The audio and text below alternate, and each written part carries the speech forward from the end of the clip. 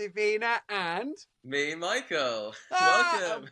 we're trotting up and down all over the place to all the stage doors to chat and harass people as they leave their show. Yes, we are at the stage doors of different venues all over the world now. We've gone international.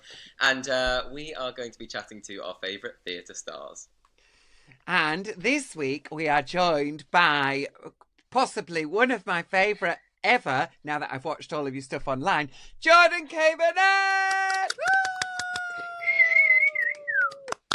Welcome. Hi.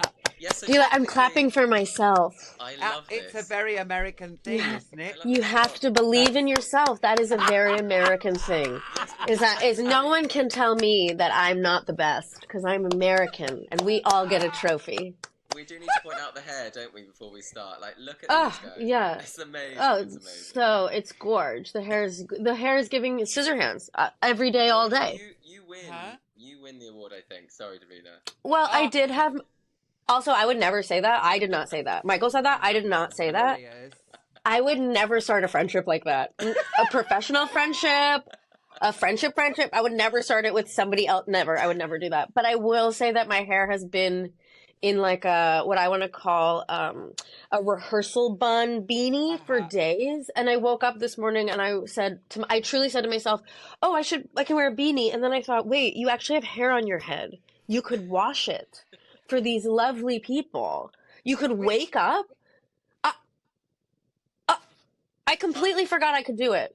Thing is, I'm just It's just been because mine doesn't go well, like that. That's okay. This is years of generational trauma.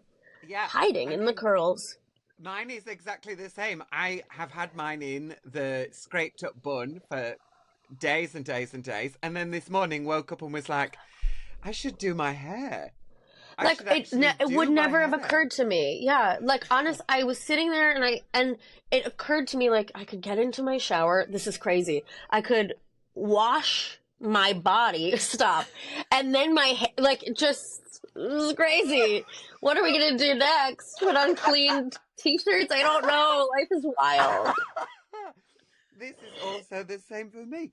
I should explain as well that Jordan currently is in the US, aren't you? But I am. In 2025, you are coming to the Southwark Playhouse with Scissorhandz, the musical. So when do you arrive? When should we expect the plane to dock? Well, the plane will dock. I'm actually closing a show here on the 22nd in the greater New York area. And then I'm going to get on a plane and land on the morning of the 23rd. So when you hear the customs officers at Heathrow saying, "Are you sure there's not cheese in your bag?" you'll know that I've arrived. I would actually say that's unfair. It's more of an issue on the way out, right? It's more of an issue like on the way from the Marks and Spencers in the airport with the cheddar, and then I'm like, "There's no cheese in my bag, sir." I mean, I do love a an huge M&S cheddar. Lump of proper cheese. Oh, it's truly like if I have this little tattoo, and when I first got it, it didn't have a cheese, and I thought, "What have I done?" And then they put the cheese, and now you can't really see it, but it's just like a little cheeky picnic. Anyway, a friend of mine runs a cheese and wine shop. I'll have to get some sent to you. It's like posh cheese as well. I'm so interested in being posh. I have absolutely no business doing it, but I would love it. You know what I mean? I feel like I could be very good at it if someone would ever let me. I'm loving this already, but we need to crack on. We need to get in. I'm Okay. so sorry. I've allowed myself to be distracted. Can I quote? So I love that for us. Yes. It's the fresh and funny reinvention of Tim Burton's cult classic Edward Scissorhands. This pop musical parody extravaganza is a celebration of those who dare to be different. Now, Jordan, you actually originated the role in LA, am I right? Yes, I have honestly never missed a show, so I'm the only person who's done it since 2018. And what's it been Yeah, like I to just have fun with such an iconic sort of movie? Tell us everything that we need to know before we come and watch it. Well, I will start by telling you that one of my dearest friends in the world and like a creative genius, Bradley Bredewig, who created the show, said to me 6 years ago, like, "I have this idea that like maybe we do this queer Scissorhands, and I was like, no, put me on a plane. Like there's nothing that would have gotten me on a plane faster than this particular brain saying, do you want to do something queer? And it's a Tim Burton reinvention, because I think, especially like if you're a person who's 28, but it feels a bit like I'm 28 as well. So I don't know we're all 28. Yeah, oh, good for you. Congratulations. That must be nice. I think there's like a thing about Tim Burton movies that, while looking back at them, a lot of them are very problematic. I'm not going to get into that right now. There is something about them that always gave space for like that unidentifiable I'm different, they're different. There's something about his movies that always felt inclusive. Like, in a lot of ways, absolutely not, and I stand by that, and I know that that's not the case in a lot of ways, but for, like, a sort of, like, confused theater weirdo, trotting through my little baby life, I think, especially Scissorhands, hit a place in my heart that just felt like, oh, I get it. That makes sense to me. And so the show started as in this great place in Los Angeles that no longer, I'll do like a little RIP, called Rockwell, which was sort of where all of the New York theater kids would make shows in Los Angeles when we were absolutely not booking anything else. And we would just have this like great time making fun theater together in a way like the new musical Titanic. That group of people came out of Rockwell. For the record, that I think they had a residency in London a couple years ago, came out of Rockwell. It was this beautiful little inspirational place where you could like drink bourbon and eat truffle fries and make art. And so it started there. We did it there in 2018 and 2019, and then obviously the pandemic happened, and then we were fortunate enough to move it to a different venue last year. And over time, it's really grown from being, I always call it a queer Christmas Fantasia. Because that's what it feels like. It feels like a bit like some parts parody, camp, all the things that we love about that, but also deeply rooted in that thing that we love about Tim Burton movies, which is like that aching romance, that sort of aching, deep desire to be loved. And so I think it sort of falls into all of those categories. I don't even know if I answered your question. I just started talking, which is my favorite thing to do. I did that as well. Yeah, I should start a podcast, but I have Marco Polo instead. But yeah, I think like that's the important thing to know is that like, yeah, it's a parody. Yeah, it's a musical, but it's everything. It's all of those things. And inherently at its core, we haven't really changed anything about the show except for the fact that when someone who is like me, who is pronouned the way that I am, plays Scissorhands, the show becomes different. And what does it look like to have a gender fluid human playing this part? And what does that mean for Kim? And what does that mean for understanding, the world the way that we do now? And, how does it land differently in our world now than it did, 10, 20 years ago? Yeah. And I think, the conversations about Tim Burton and all of that stuff, it's very like a Carry On Camping, of its time, it was opening up conversations that were not being had. And now, thankfully, because those conversations have been had, we can open up other conversations about other stuff that, leads on from there. I think two things can be true at once, right? Exactly. Like we can look at Tim Burton and be like, thank you for this, and also, okay, yikes!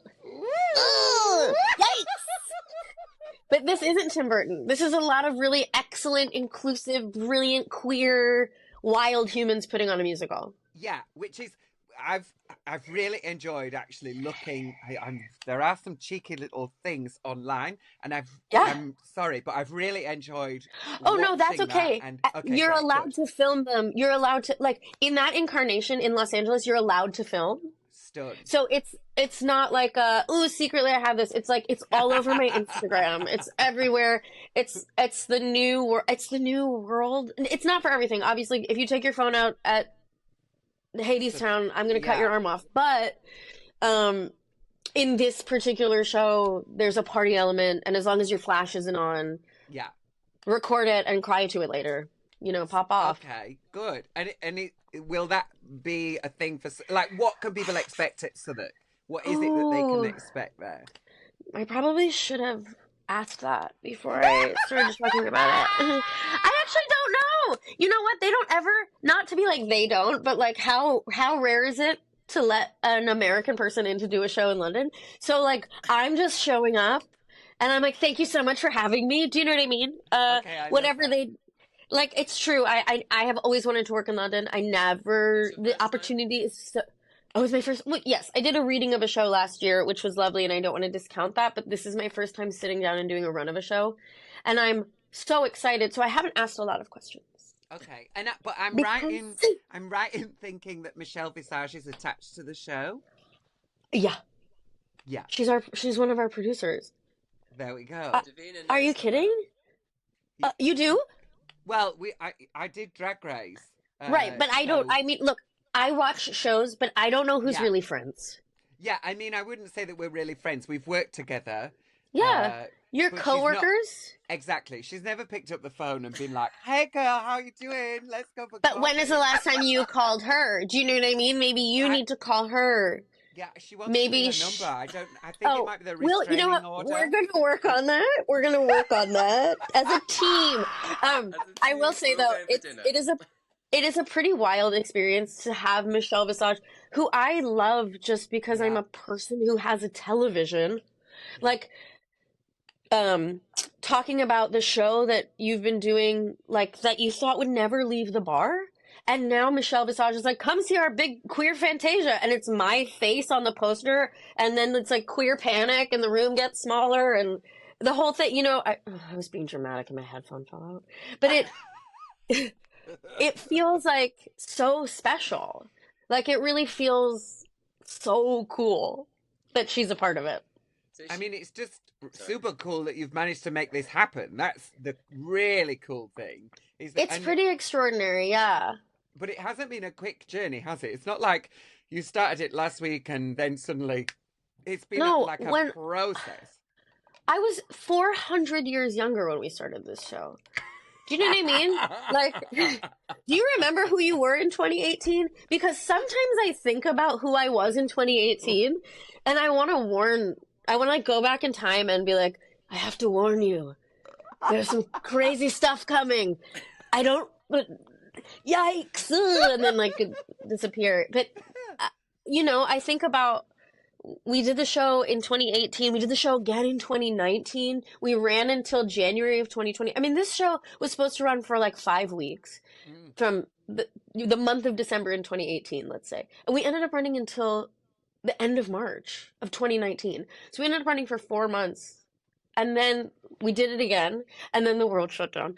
And then as soon as we had the opportunity to do it again, we had this extraordinary run of it last Christmas, which was so special, which is when Lance Bass came on as one of the producers, which so cool. I know, it's too much. Like, it's too much. Like, I just think about this brilliant friend of mine, Bradley, saying, like, hey, do you want to come do this show? And me sort of being like, yeah, I'll come do it. And now Lance Bass is like, come see us at Southwark. And I'm like, what is happening? It's just like the little show that could, you know what I mean? Yeah. And it feels really special because of that. Because it was always like, we'll just do this from our hearts. And now it's like happening in London. Are you kidding?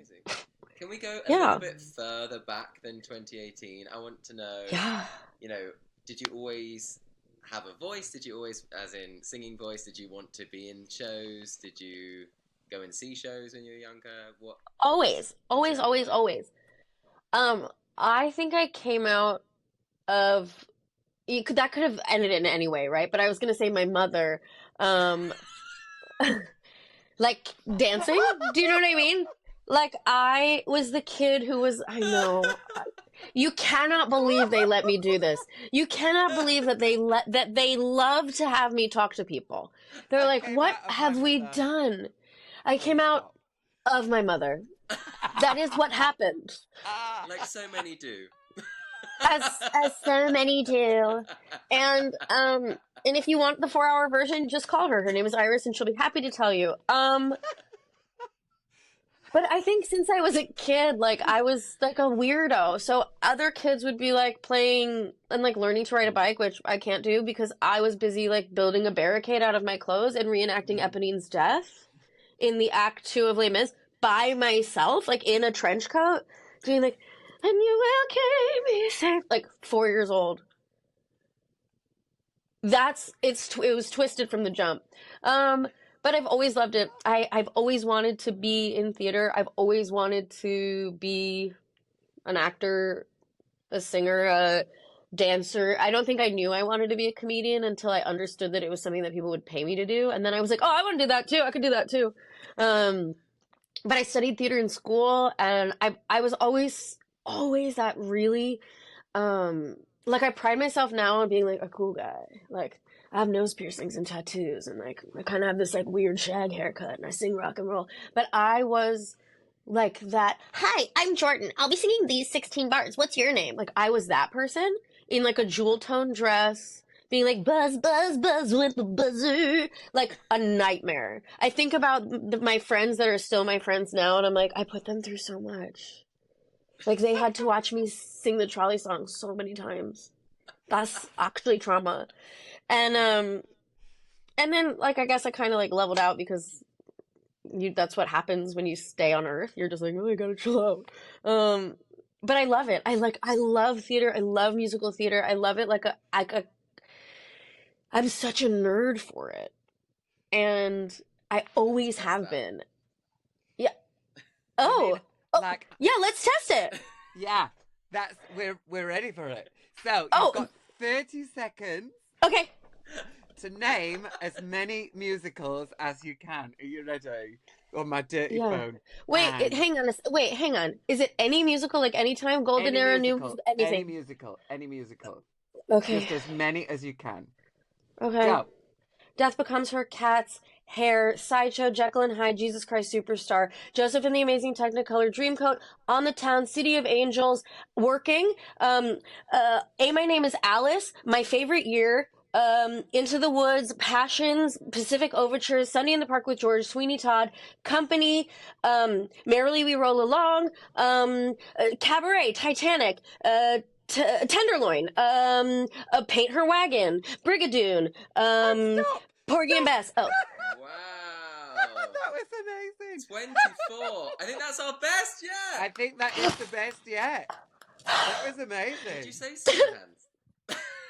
Absolutely not. But I did say Paint Your Wagon, and I did say Tenderloin. I did say Paint Your Wagon, and I did say Tenderloin. And Sideshow. Oh, little known Sideshow that was just such a bomb, but such gorgeous music in it. Did it ever come to London? I don't think it did. But just, I mean, I will never leave you. I will never go away. They did a one-night version, didn't they, with Louise Dearman and Rachel Tucker? Oh, fierce. I saw the original, and then I saw the revival, and then in between that, which is, I guess, this little bit of skin, I did this weird version of it in Manhattan in 2006. Wow. We did it in this off-Broadway space. I love Sideshow. I love it. I think there's a 90-minute... I'm just saying, I think there's a 90-minute version of Sideshow that exists that is maybe in a Spiegel tent. Oh my gosh, I gotta tell you. Now I'm talking about Spiegel tents, and now I'm gonna get in trouble with the circus people. I was kidding. We're not gonna put it in a Spiegel tent. I'm not gonna defame your thing. But it's in a circus tent, and it's 90 minutes, and it's so queer, and it's actual circus people in the show. Yeah. I don't know. If anybody has money, I have an idea. Hi. So, I mean, that sounds like the perfect thing for Harrogate festivals. They have a Spiegel tent. They have the Spiegel tent there, like, every year. And they have like festivals that happen all around the year, and that sounds like the perfect thing for Harrogate. They need more queer in Harrogate. I was like, let's get Scissorhandz first. Let me finish talking about Scissorhandz. Yeah. But the sequel to Scissorhandz is Sideshow. I guess. Is Sideshow a role that you would like to play, or are there any other roles in any other musicals that you're desperate to do? You know what? Somebody put me in Cabaret, okay? Somebody put me in Cabaret, okay? Same. Strong same. It's just like, what are we doing here? Can we and also, can we do it like True West, where I play Sally some nights and the MC the other nights? Like, why does the binary have to be what they say it is? Let me do what I want. It's a musical. It's a fake. Yeah. It's all fake. I'm Jewish. I wouldn't have been allowed to be there anyway. Put me in the show. Do you know what I mean? Okay, so wait, and then tonight is Jordan. You have no idea. Jordan will be playing the part.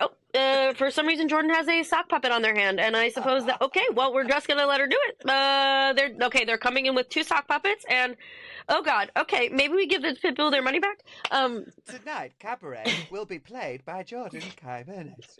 Yeah, just everybody. Yeah, just the whole thing. I actually say yes to that. It is one of my favorite shows, and I think there's a world for it. I would love to do Cabaret. I would love. I feel strange about this question because I have, like, for example, Scissorhands is something that I would never in a million years would have thought that I would get the opportunity to do. I've been a part of the Romeo and Michelle musical for a really long time, and I played the Janine Garofalo part, and that's something that I always, like, as a kid, I was like, if they make this a musical, I'm playing Heather Mooney with the cigarette. And so that's one thing, but I think there's a lot of room for stuff to be malleable. Like I said Hadestown already, but like I would love to do Hadestown. I think that score is so stunning. But I also would love to do like a new version of, I don't know. I can't think of it. But something I like to reimagine the world. Yeah. I think it's a really, we need more of that. I don't know. Yeah. That's how you keep it fresh. That's how you keep those ideas moving. That's how you keep the conversation going. When a show, I think there is a bit of an issue in the industry with casting directors particularly not willing to take a chance. To just go, you know what? Let's try this person who doesn't look like the person who's been in this role for 50 years. And you know what? I will say, like, I understand that, like, being a casting director is very difficult and complicated. And for me to walk into the room and be like, my whole life, I look like this, okay? I'm a very obvious Elphaba, okay? But in my heart, I'm a Glinda. Yeah. And it would be, the queerest, weirdest, off-putting Glinda you've ever seen. Let's do it. But don't we need it? Yay! But I understand that, like, I walk into the room and I understand that, like, when I've like taught classes in the past and people are asking me about type, I always say, like, your type, like, this is what I learned in college and I think is like the thing to go with. Your type is who you are. Isn't that it? Like, if someone wants to reimagine something because they think Edward Scissorhands would make a great musical and they want to reimagine it on a gender fluid human who kind of already looks like Johnny Depp in that era, like, I'm down. I am here, I am present, and I'm ready to party. And that's not always going to be the case, you know? And I understand that there's rules and that theater is, in a lot of ways, it's more of a business than a lot of other industries. Because we have to make art, but we have to be able to survive because it is a job. And people forget that sometimes. They're like, well, isn't it just for fun? And I'm like, fun? Yes, I love it. But this is what I do. This is how I feed my dog children. Yeah. It's also that I do have to feed Please, myself. can we see the dog? Oh, yeah. Oh, yeah. Give us the dogs. Give us the dogs. Little baby sons. Come here. Someone come here and do something cute. I can hear the foots. Yes, this one. Come here. Come here. They're looking at me. They're both looking at me. Come here. We're not being paid to be on screen. No, they're like, honestly, this is not my writer. One of them is called Ernie, because he looks like a little old man. And the other one is called Ducky. And I don't know if either of you or both of you have lived in London. Uh-huh. But there used to be a night in a club called Ducky. With, what's Amy Lame. Amy Lame used to run it. So that, and this requires more backstory than it's going to get right now. But my husband used to work there. And when we were naming our dog, I said, "What about Ducky?" And he said, "Oh, you know what? That used to be my favorite night in London." And so we just landed on Ducky, that's about as much as I have to. That's it. I know about M&S cheese and that one night. That's it. Percy Pigs and that one thing. Love a Percy Pig. We all need to go Yeah, big time. What? Me? We can go for a picnic, maybe. Please. Michelle Visage once we. Where are we going to go for? I'm sorry. Where are we going to go for a picnic in London in January? I'm curious. Spain. Inside Spain. Yeah, Spain. That is the perfect answer. I feel like I need to talk more about the show. I'm having a very good time, but I need to make sure that you're good. You're good. Don't worry. Okay. There's plenty here. Okay, great. I'm having such a nice time. Yeah, you're giving us the drop on what's happening. When you do the show, though, have you got any routines before you go on stage? Is there anything that you like, apart from the warm-up and all that stuff, is there anything that you're like, okay, I do this thing before I go on stage? Judy Garland used to, at the side of the stage, stand at the side of the stage and bang on the wall and scream, "Fuck 'em, fuck 'em, fuck 'em, fuck 'em." I'll bleep that out. But, do you have any... isn't that outrageous? That's outrageous. I love that. My favourite story. But also how free she must have felt. She just must have been like, no wonder she was Judy Garland. When I'm ready for she's ready for a fight, and when I'm really ready for a show, that's how I feel. Like I'm ready. I'm going to war. Yeah. I'm going to kick these fuckers in the bollocks, and they're going to live. They're going to live for the whole show. So, what is your thing that you do before you get out there? It's like when I think about it, I'm like, yeah, okay, I warm up and I stretch and I eat Lay's potato chips because they're good for my cords, and the yellow ones, and I eat Albanese gummy bears because they're also good for my cords. And I wish I had something more charming than I eat potato chips. But I'd only learned that this year, that actually kind of like an hour to an hour and a half, it's quite a good idea to eat a packet of salty crisps, because the salt helps the moisture get into your oil and I'll tell you, it's real. And also, if you like to snack, it's really fun. But I will say that Scissorhands is the only show I've ever done, and I used to dance when I was younger, and even then I couldn't do this. Scissorhands is the only show that I can do where if I have 2 shows a night, I can eat a fried chicken sandwich in between the 2 shows. Which sounds insane, but I'm going to tell you, I have never felt so free as putting on a full leather bodysuit and eating. I mean, it ends up being like half because I get full and I have to run around and not get sick on stage. But a spicy chicken sandwich, and the crunchy and the spicy and the grease for my cords and the fuel in my body. And for whatever reason, all of my anxiety about my body goes out my window. What window? Goes out the window. And all of a sudden I can eat a spicy chicken sandwich in a bodysuit. And I feel like, let's go. And it's so silly because I think so many of us in this business spend a lot of time wasting our energy saying horrible things about ourselves. And it would be so cool to replace that with literally anything else. And I think we're working on it as a human race, being kinder to ourselves. But in that moment, especially at the top of the show, the thing I will say about Scissorhands is that it's not just what you think you're walking into. It also is a rock concert. It also is singing from your guts, having your hair blown back kind of singing. And there is something about really fueling my body and putting on that leather bodysuit and those scissors on my hands and feeling like I'm Axl Rose. I'm let's go. And it feels like, ugh. And I think that's sort of the closest thing I have to this. It's not being afraid. Yeah. Sorry, no, I was just going to say, is that the advice you would give to someone starting out in theatre? Would it just be like, feel yourself and just let everything go? Oh my gosh, don't let anybody say anything mean to you. They're gonna say it. Let it go out. If I could trade in all of the times, like now I'm getting all like, but if I could trade in all the times that I was unkind to myself for basically anything else, I would do it in a heartbeat.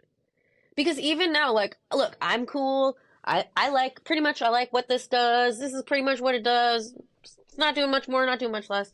But I think just coming up in theater and being a person whose life and business have a lot of crossover, and putting myself out there over and over again, and do I look right? Do I look like this? Do I look like that? Am I this enough? Am I that enough? It really piles up into a lot of ick that I would love to have gotten rid of a lot sooner in my life, that I'm still battling getting rid of. But I do think that there's something about playing this, like embodying this now queer icon, you know, who maybe was a queer icon to me when I was a kid, but I didn't really get it. And I was like, am I bisexual? And now I get it. You know what I mean? Like watching Johnny Depp in a leather bodysuit and Winona and being like, I'm confused. But stepping into that now, and feeling the power that it feels to be like on 2 feet and know who I am in this part. Yeah, I think that's the thing I would tell anybody, that if you're going to be in theater, just like, you have to be a stupid American and you have to believe in yourself. Like, you just have to believe in yourself.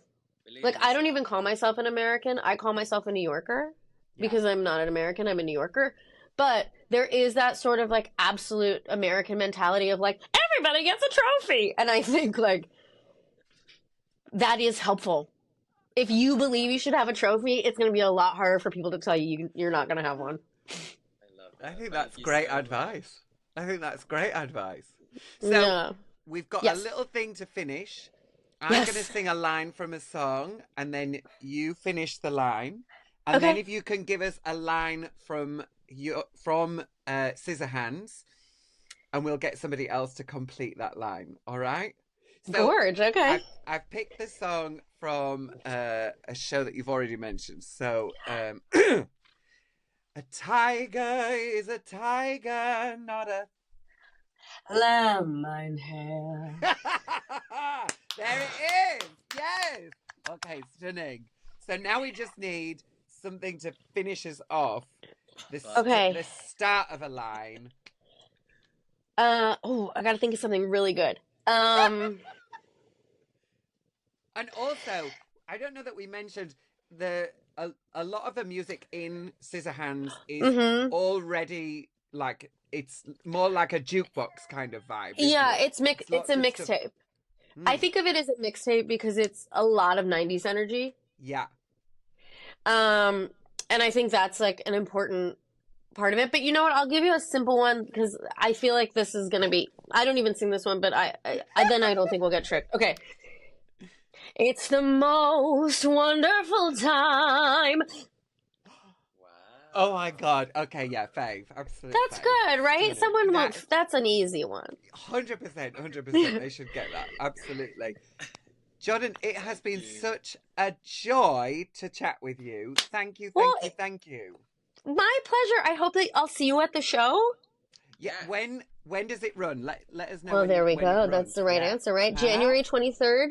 January 23rd is first preview. January 30th is opening night, and we run until March 29th, baby. We got 10 weeks in London. Don't miss us. Oh, it's a real run. March 29th. Yeah, that's amazing. Maybe it's the 27th. Let's say the 27th in case I'm wrong, because I don't want you to show up on the 29th and you see the wrong show. Excuse me, is this Scissorhandz? Excuse me, Southwark Playhouse, is this Scissorhandz? Just kidding, I know it's Southwark, it's a joke. Having called it Southwark at an awards ceremony that I was hosting, there we go. That's my You called it Southwark? I did. That is my UK credentials. Shredded. Kill me. Just I love that for you. Honestly, I like being like, no, it's actually a rebrand. We say all of the syllables now. You know when you say something and immediately go, I hope I die. in the next 10 Where's seconds. the trapdoor? It's your Adele Dazeem. It's your Adele Dazeem. She's done well from it, let's just say. You know what? I'm proud of you. I really think you've made a really good brand out of it. Out of Southwark. Davina de Southwark. Yeah. Southwark away. We really appreciate It's such a pleasure. Thanks for joining us at the stage door. Bye, darling.